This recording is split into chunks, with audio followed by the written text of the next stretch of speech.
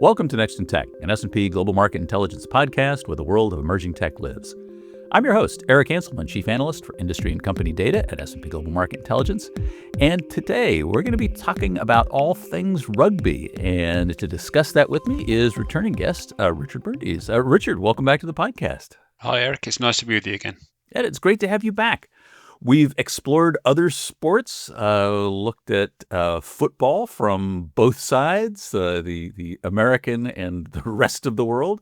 But we're in between parts of the rugby season right now. And I wanted to dig into that. We really hadn't touched on what is rugby and what's it all about. So I guess before we get too far along, can you give our listeners a little background?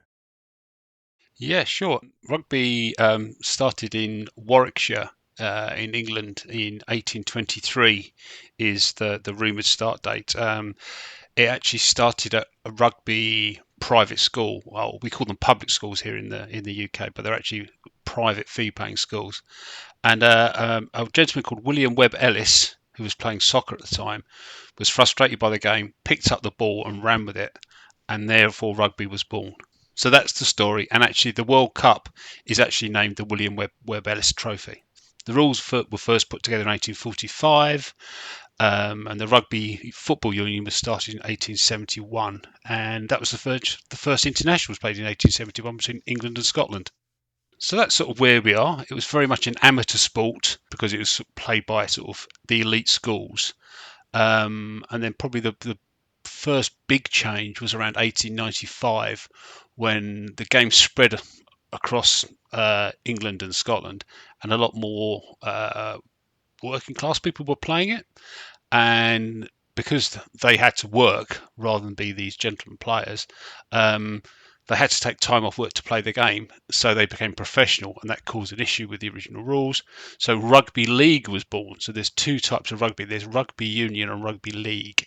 Rugby union is probably the most famous of the codes, but has 15 players. Rugby league has 13.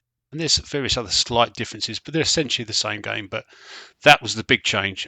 There's rugby union and rugby league, and rugby union is the one that most people know. But so there was the split to a professional version of the game, but interesting to see that what was the amateur version is what principally persists today. Yes. I mean, it's obviously, it only turned professional very recently. It was still very much an amateur game up until the early 1990s. So it's only become sort of fully professional sort of the last sort of like 30 years or so. Oh, wow. All right, so this is a relatively recent thing, especially when you compare that, with something like soccer/football. Yeah, I mean, sort of since then, I think the first women's international was played in 1881, and since then it's moved around what I suppose what used to be the British Empire, so Australia, New Zealand, South Africa, Canada. But it was played in Germany in 1850, and quite interestingly, it was played around 1840 at Harvard, Yale, and Princeton. Where I think a lot of the players might have been involved in the English school system. So it was played in those elite schools in America around 1840, apparently. So, well, interesting times. It has been something that, at least in the U.S., I think was something that came out of a collegiate environment, but of course has now got professional leagues in the U.S. as well. Yeah. So we are just out of, I guess, what is probably one of the more significant competitions, Six Nations. And I guess that's really part of this wider swath of all of the various rugby associations that are around the globe. I'd say, I mean, rugby, every country would have its own sort of league system and cup games. But outside that, well, I think probably there's a few big competitions, and the Six Nations is one of them. Probably the biggest one for the club, the rugby club size, is the European Rugby Champions Cup. And essentially the best teams from all the European leagues compete in that. And actually, the French sides have been dominating in very recent years. They won the last four titles.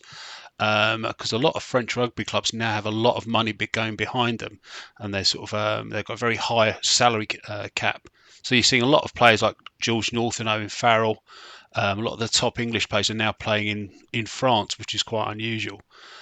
So that's sort of the biggest club thing. But as you say, Outside that, the Six Nations is the European, the six competing top European nations, and that's played for roughly February to April. And the women's version of that actually started in 1996. But for the Southern Hemisphere side, which is your Australia, New Zealand, South Africa, they have um, the Rugby Championships, and that includes Argentina, Australia, New Zealand, and South Africa. So they're the big tournaments. Then obviously there's a Rugby World Cup that's played every 4 years. So they're the big competitions. And interesting, the last Rugby World Cup in 2023 in France, I think had 1.3 billion viewing hours of viewing to that tournament, and 85% of that came from free-to-air television. Oh, wow. That's quite an audience.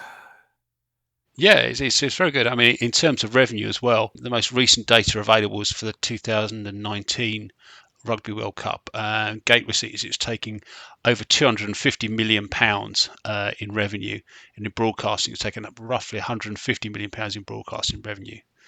But obviously, running parallel with this is you've got the women's game is growing rapidly. Obviously, the Six Nations now has the same coverage as the men's game. They have the same sponsors, so it's growing really, really nicely. And the main sponsors are Guinness, Guinness beer. So what you're seeing now is the women's game growing in parallel with the men's game.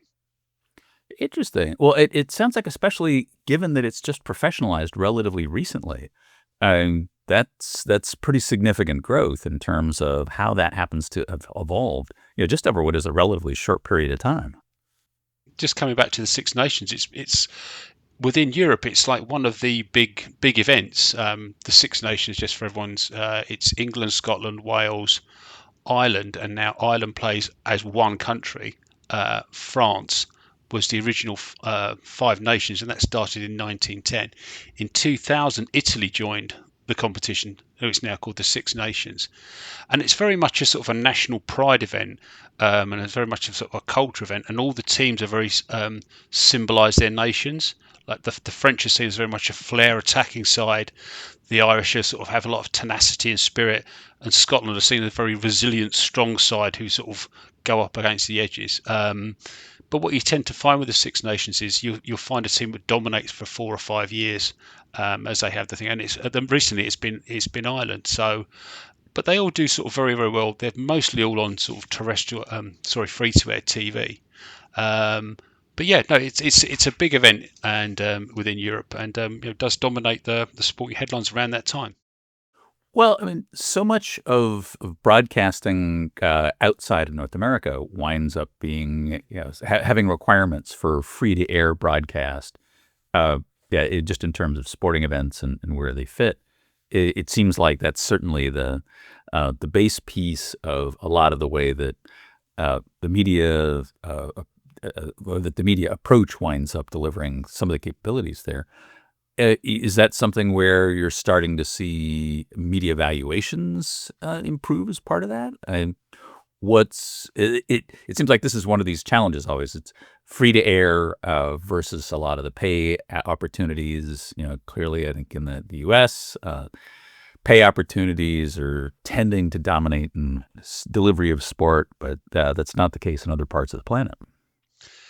Yeah, I think it's a balancing act with all these sort of situations, because obviously pay TV have got very, very deep pockets, and obviously streamers coming on board with things like that have got very deep pockets, and that can pay these high ticket prices for sports that generates all the revenue. But for a lot of emerging sports, it's balancing that free to air and pay dynamic. So it's bringing the revenue in, but also building, having the exposure of that sport to as many eyeballs as possible. And obviously, with that exposure, the sponsorship values becomes more and more important, because it's very rare to find that exposure of a sport that can get like 50-60% share of the audience. So in the here in sort of in Europe, it's a lot of the rugby Six Nations is free to air. And I think in the US it's shown on NBC. But there have been some changes around that, because in the 90s, in the Six Nations, England actually contracted out of the deal, and just the England games was shown behind the paywall on Sky. So there has been that sort of dynamic of moving between pay, and I think the the new deal that's coming through, there is rumours that it might not stay free to air, and there's been a lot of debate, and the government's been involved here in Europe in terms of, should it, because a lot of sports in Europe are what they call listed events, so they have to be shown on free to air TV, like the Olympics and things like that. So there is that, but then it becomes a tipping point of like, yeah, the sports body is saying, well, we need the revenue, we have to go with the pay TV people. And obviously in parallel, the women's game is sort of running a similar sort of thing. So it's but yeah, on some of these big events, it's not as big as say football or soccer, but some of the big rugby things do get close to some of those big viewing figures. Well, and is it one of these situations that, I mean, we've talked about this in previous episodes about having a dedicated fan base and about the value of that fan base. It seems like rugby is one of those sports where there is a very passionate fan base. Yeah, definitely. And I think what goes with that, and what is probably quite unique with rugby, it has a very, very upmarket commercial profile. So it's in terms of the audience that it's sold to, it's very much an ABC One AB profile because of its background. It's seen as very much a sort of an upmarket sport. So in terms of the brands that sort of sponsor it and associate with rugby, they're sort of at their higher echelons. I mean, England is sponsored by O2 Telecoms, Australia's by Qatar Airways, France are by Renault and Society Generale. So what you see is a lot of these sort of higher prestige brands are associated with rugby. In a previous life, when I worked for one of the TV companies, um, one of those TV companies were charging 50% premiums on some of these big rugby events. So that sort of gives you some idea of the value that rugby presents as an opportunity because of that purity of that commercial upmarket audience. Well, we were discussing earlier, what's the phrase? Rugby is a hooligan's game? Played by, yeah, hooligans game played by gentlemen. As opposed to soccer, which is a gentleman's game played by Gentlemen's game played hooligans. by hooligans. And I guess the gentle people of the upmarket crowd are that much more valuable to advertisers. Yes, I mean it's, if you ever look at the advertising around a rugby stadium, it's very much prestige brands like Land Rover, and sort of equity companies and things like that. So it's yeah, it's seen very much as a sort of, it has that cachet and that sort of upmarket profile that's a value to audience. And obviously with these big high profile games, it's a large scale pure audience, which is very valuable.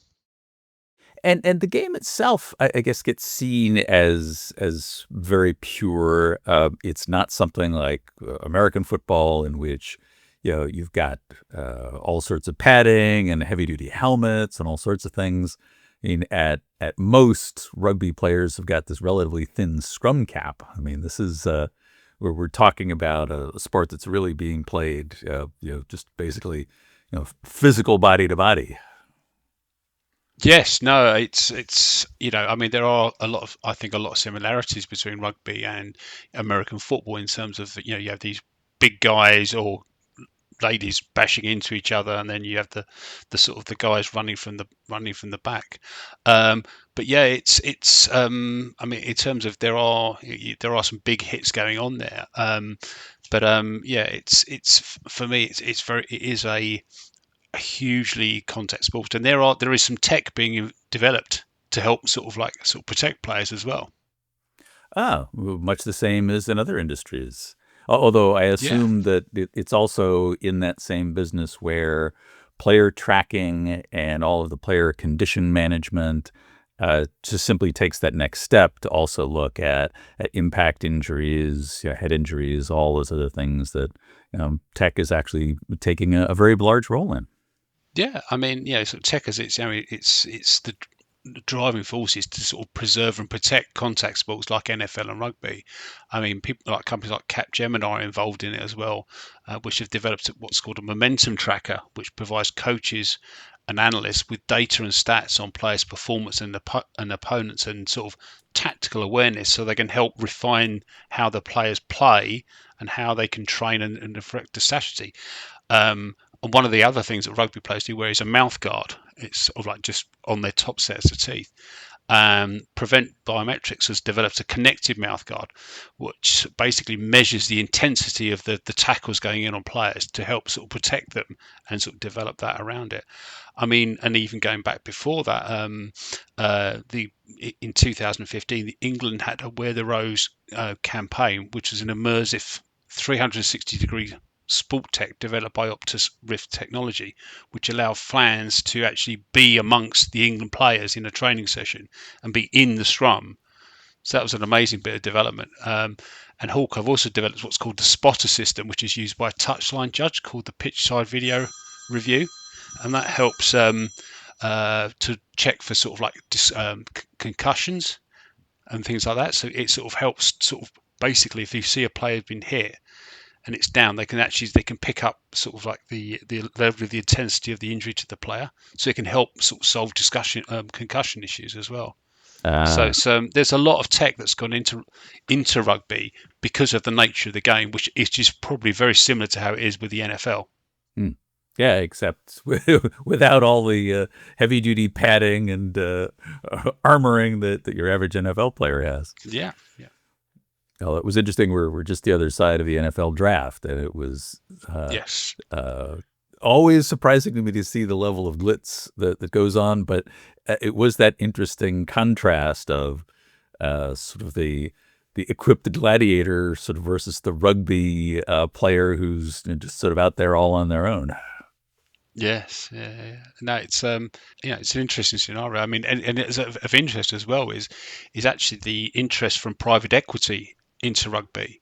And what we've seen is, especially a company called CVC Capital, has developed a significant stake into the rugby world. In 2018, they bought a 27% stake in the English Premier Rugby system, and in 2021, they spent over $500 million buying a 14% share of the Six Nations. Now they don't. The way they're operating, they're not trying to affect the game as such in terms of how it's played and rules and things like that. I think what CVC Capital is trying to do is leverage the media rights to develop different sort of events. And what you're sort of seeing is CVC probably trying to bring together the Northern Hemisphere feeds, as in the Six Nations, and the Southern Hemisphere teams to sort of create new sporting events and rugby events to create media value. And as we've already touched on, the value of those media rights are going up and up and up. I just think CVC see a lot of commercial value, and they did this very successfully with Formula One before this. Ah, so CDC specifically was also in F1. Yes, they were in Formula One, and also I think Silver Lake Capital are involved in New Zealand rugby. So you can see a lot of these sort of big private equity companies. They obviously, again, it comes back to what we're saying about that purity of the demographic, probably the lower value of the rugby, but also the growth of rugby, and they just see opportunity. Well, this is if you take a look at where investment potential is, you look at all of the various investments that got made in soccer and regular football in the world.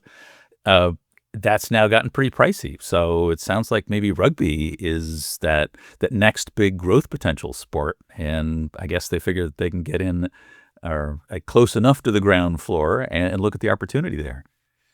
Yeah, yeah. I say it's definitely a growing sport, and you can just see the way you've seen growth in the US, and and also especially in Japan. It's a massive what was a cult sport, and it's becoming more and more important because the Japanese have done very well in Rugby World Cup. So you can just see it growing, these pockets of growth, and it does have this sort of prestige and image of where it comes from.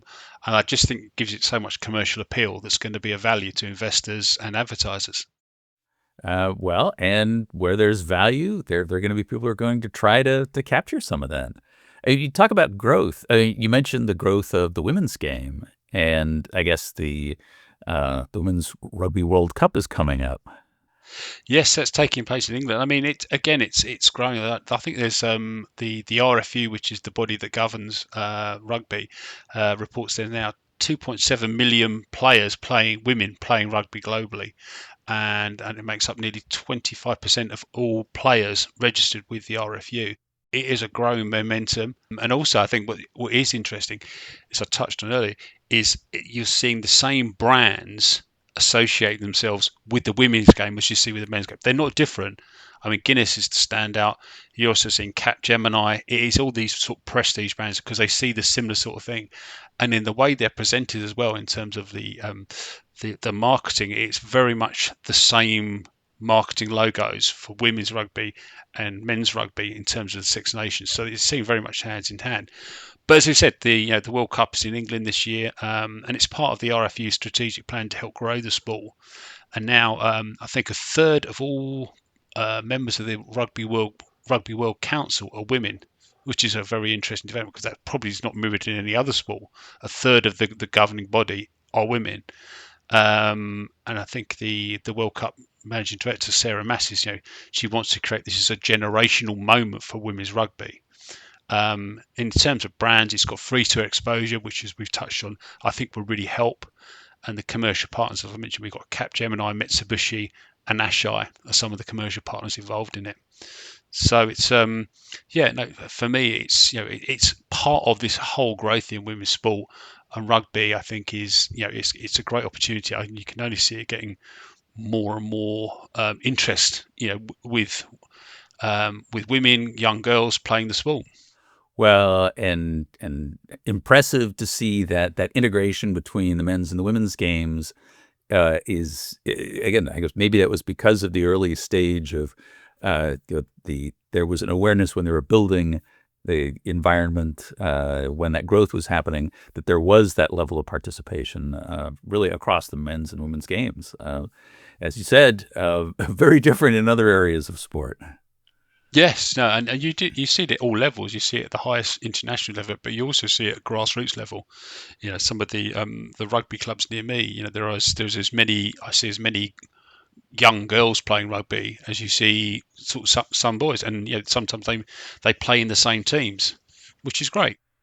Well, which again broadens the appeal. If in fact, this is something that works across that whole universe, all the better.